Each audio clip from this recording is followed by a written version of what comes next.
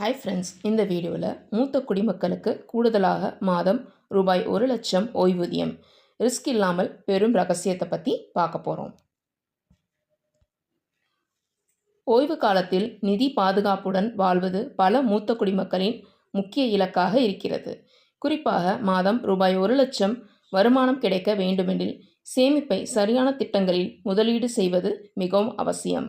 வேலை ஓய்வு பெற்ற பிறகு எதில் முதலீடு செய்தால் பாதுகாப்பாகவும் நிலையான வருமானமும் கிடைக்கும் என்ற கேள்வி இயல்பாகவே எழுகிறது. சிலர் அதிக லாபத்திற்காக பங்குச்சந்தையை நோக்கி போக நினைத்தாலும் அது அதிக ஆபத்துகளை கொண்டது. அதற்கு பதிலாக மத்திய மற்றும் மாநில அரசு ஆதரவு பெற்ற திட்டங்களில் புத்திசாலித்தனமாக முதலீடு செய்வது மூத்த குடிமக்களுக்கு சிறந்த மற்றும் பாதுகாப்பான வழியாகும். தற்போது மூத்த குடிமக்கள் சேமிப்பு திட்டம் SCSS, ரிசர்வ் வங்கி பத்திரங்கள் மற்றும் தபால் அலுவலக மாதாந்திர வருமான திட்டம் போன்றவை 8% வரைக்கும் அதிகமான வட்டியை வழங்குகின்றன. இத்திட்டங்கள் தனியார் முதலீடுகளை விட பாதுகாப்பானவை மட்டுமல்லாமல் நிலையான வருமானத்தையும் உறுதி செய்கின்றன. குறிப்பாக SCSS திட்டத்தில் ஒருவருக்கு அதிகபட்சமாக ரூபாய் 30 லட்சம் வரை முதலீடு செய்ய அனுமதி உள்ளது. அதேபோல் RBI பத்திரங்கள் சந்தை நிலவரத்திற்கு ஏற்ப வட்டி விகிதத்தை மாற்றிக்கொண்டே இருக்கும் என்பதால் பணவீக்கத்துக்கு எதிரான ஒரு பாதுகாப்பையும் வழங்குகின்றன.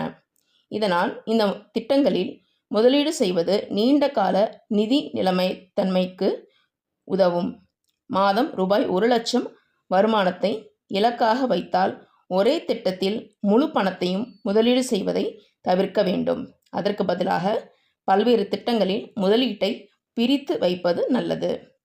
உதாரணமாக SCSS மற்றும் தபால் அலுவலக மாதாந்திர வருமான திட்டத்தில் ஒரு பகுதியை முதலீடு செய்து மீதியை அரசு பத்திரங்கள் அல்லது தேசிய ஓய்வூதிய திட்டம் NPS போன்றவற்றில் போடலாம். இவ்வாறு கலவையான முதலீட்டு அணுகுமுறை நிலையான வருமானத்தையும் கூடுதல் லாப வாய்ப்பையும் ஒரே நேரத்தில் வழங்கும்.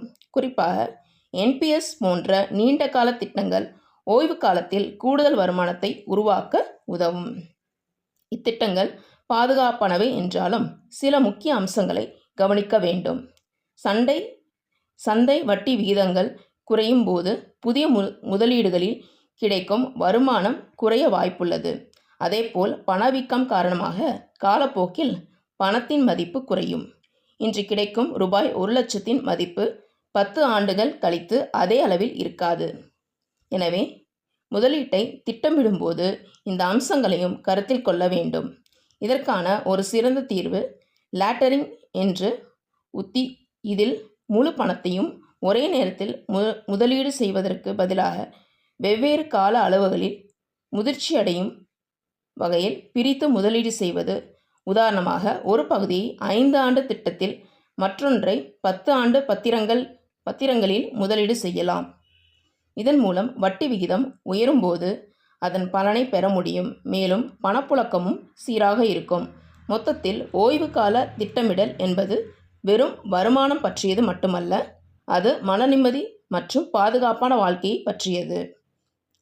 அரசு ஆதரவு பெற்ற SCSS, RBI பத்திரங்கள் மற்றும் NPS போன்ற திட்டங்களில் சரியான சமநிலையுடன் முதலீடு செய்தால் மாதம் ரூபாய் 1,00,000 வருமானத்தை பாதுகாப்பாக பெற முடியும்.